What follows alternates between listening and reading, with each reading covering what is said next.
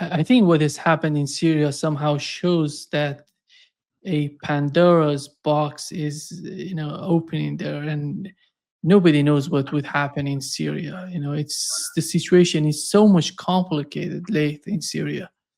And on the other hand, the other reason, late, that I you see the way that Iran has, defended itself against Israel, the way Hezbollah is fighting Israel. They don't. It doesn't matter if the guy is, participating or somehow supporting Israel in whatever they're doing. If they're not carrying any sort of weapon, they're not going to shoot at them. We haven't seen even, Israeli attack on Iran. You see the response was so targeted on the military and intelligence building of Israel.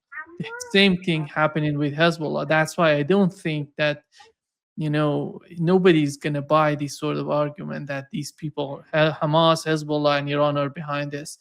And when it comes to Syria, Laith, do you think that as time goes by, the situation is getting more complicated? And I don't know how much of leverage does Turkey have in Syria, and what is the situation in Syria that one faction, ISIS faction, is attacking the other part, attacking, the United States. These were two national guards, from the United States that were attacked, that were killed in Syria, and how much Israel has leverage in Syria. What is the situation, and how do you see, as time goes by, the situation in Syria changing? Yes, I mean, Syria is now kind of a free for all. So you have a zone that is occupied by the Americans, a zone that's occupied by the Kurds, another by the Turks, a third by the Russians, a fifth by the Israelis, and then a few areas that is HTS controlled. So it's really non-existent as a state, and the situation is so fluid, and there's so many competing interests that actually it is easier right now to form resistance than it was before, when the Syrian government was central and key on controlling its territory. So what we have seen with these two attacks in Beijing and in Palmyra is another indicator of how the situation is out of control. It may seem like they're all pretending that there's now a Syrian government with a new Syrian flag, and now the sanctions are lifted and so on. They're all pretending that there is a true or real state that is controlling, but there isn't. In fact, the those thugs and bandits and drug dealers that were absorbed into these Wahhabi death squads over the last decade in order to have a fighting force to fight the Syrian government. Well, now they are what do you call it, a burden on the West, because these same bandits and thugs will take money from anybody. If their salaries have went down, which they did, their salaries went down since the end of the war, these thugs that were brought from all around the world, well, they're looking for other sources of income. So you see all the smuggling happening on the border between Lebanon and Syria, or Iraq and Syria. It's actually members of these Wahhabi death squads that are allowing this smuggling. Even the weapons that are coming to the resistance continuously still to Lebanon are being smuggled under the watchful eye of members of HTS, because they're all thugs and they'll take money. They're all bandits and they'll take money. So the situation right now is actually more fluid than it was last year, last December, when the Syrian government was still in control. Now it is very possible that at any moment things can flip in Syria, and the Zionists and the Americans cannot predict where it's going to go. Yeah, that's here comes the importance of Lebanon, Laith. I think right now Lebanon is playing the role that, it's the backbone of the resistance right now, Lebanon. And what is going on in Lebanon, considering Hezbollah and the communication they have with the government in Lebanon? Is it getting better? Is it getting worse? Or what is the current situation?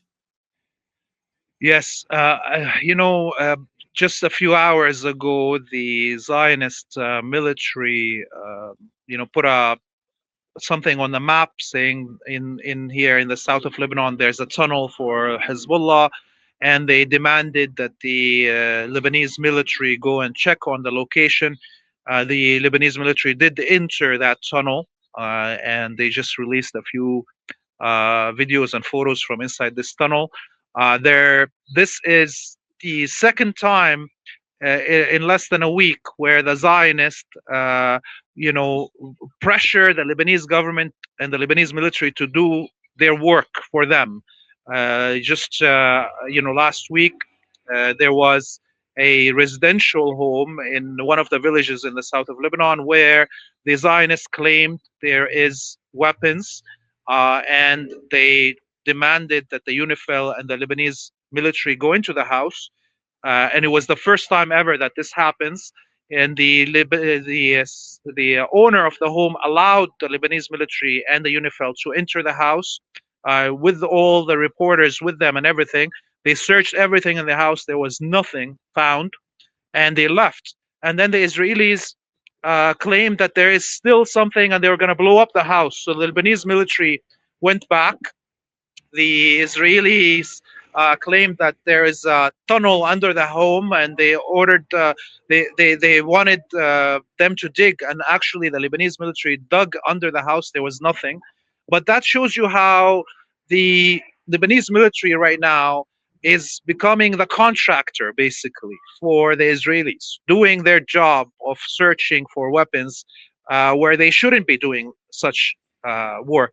And in a way, the resistance doesn't really care about anything south of the Litani, because they have moved anything that's important, and have hid anything that they can. The issue with the searching of the house last week is that this is the first time residential homes are being searched by the Lebanese military and the UNIFIL, which is not part of the UN mandate. The UN mandate doesn't allow the UNIFIL to search residential homes. And when the Lebanese military returned for the second search in that home, the whole village went up in arms, and there was a scuffle between the UNIFIL, the Lebanese military, and the residents, because the residents were not happy that the Lebanese army are returning because of threats by the Israeli army. So this is how the relationship right now is. It's very touchy, but this is as much as the Lebanese government and army can service Israel. They cannot do further than that. The Israeli Laith, the Israeli Channel 14 reported that there is some sort of disagreement between the Trump administration and Israelis, which is, leading to so much frustration on the part of Israelis. It seems that the Trump senior advisors, they're saying to Israelis that they cannot disarm Hamas. They have to accept that. And we know that Israel going to be the winner, and they're going to prevail after all. But there is something going on, the difference between the United States and Israel, as the Israeli channel is reporting on that. But in reality, when you look at the reality of what's going on in Gaza every day, look at the situation, the rain is coming, everything, it's a devastated scene. Look at the pictures.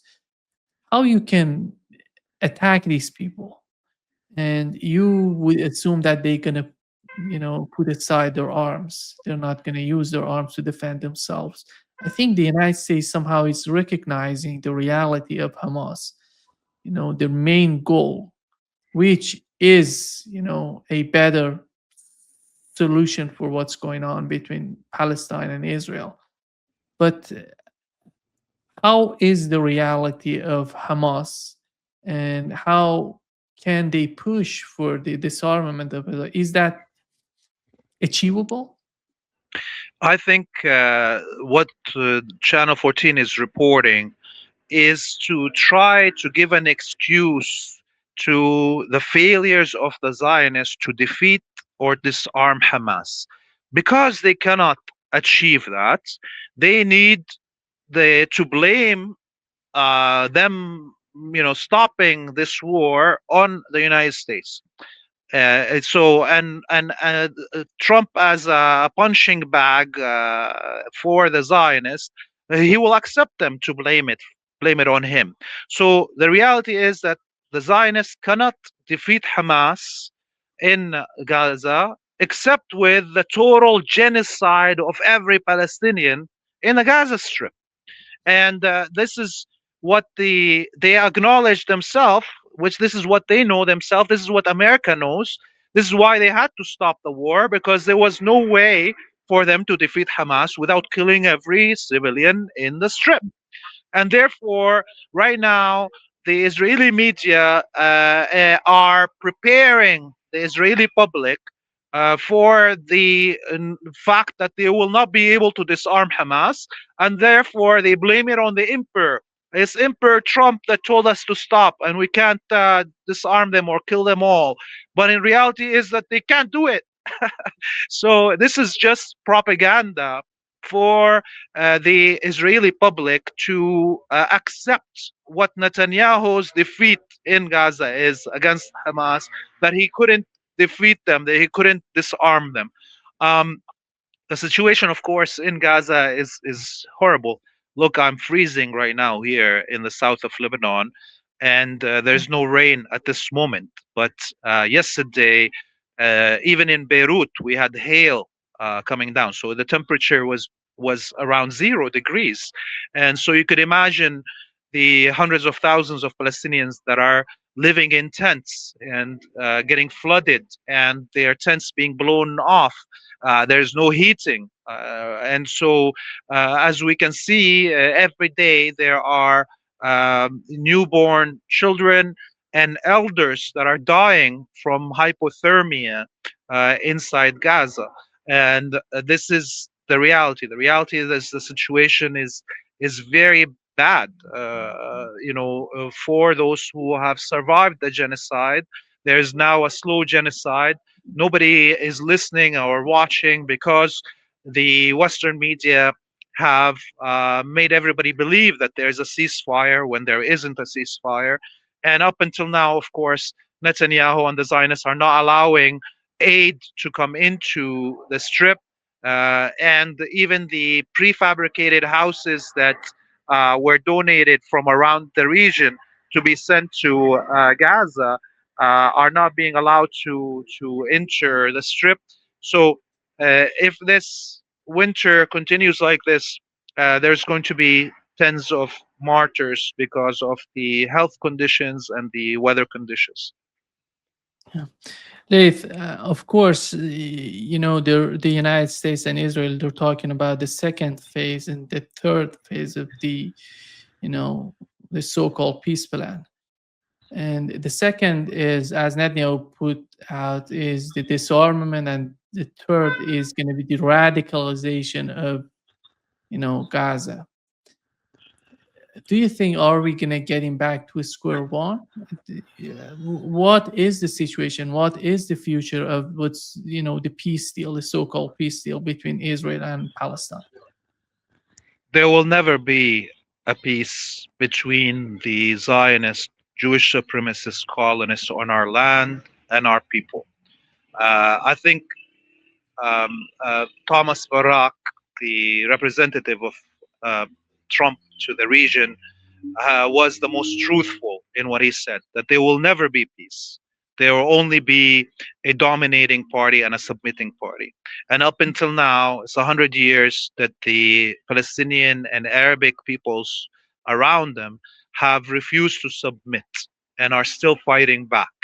And that's going to be the true situation until either all Palestinians and greater Syrian people are killed, and or until the Zionists abandon Jewish supremacy and accept living in equality or leave our land. There's not going to be any stop of this. And this idea of de-radicalizing Palestinians, what does this mean?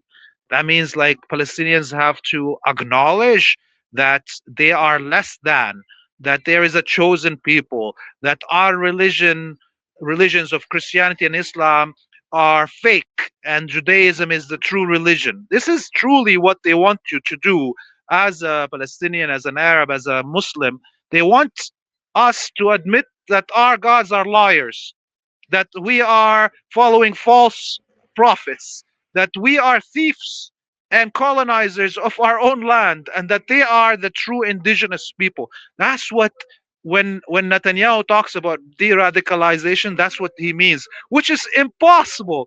It's 600 years since the invasion of the Americas began, and the mass genocide of indigenous peoples in Turtle Island. And till today, even those defeated quote unquote nations in the United States and Canada, those indigenous nations till today refuse to acknowledge the legitimacy of the United States or Canada, and still stand for their own religions, their own language, their own culture. So, how can you expect the Palestinians to give up when we are still the majority on our land? The Palestinians are the majority inside historical Palestine. We will not be defeated, and we will not abandon our history and our religions and our culture and our language, and we will defeat our colonizer no matter how long it takes. And I think the Zionist colony, even with all this genocides that we saw conducted over the last 2 years, is actually at its last breath, taking its last steps. We will see the end of Israel very soon, inshallah.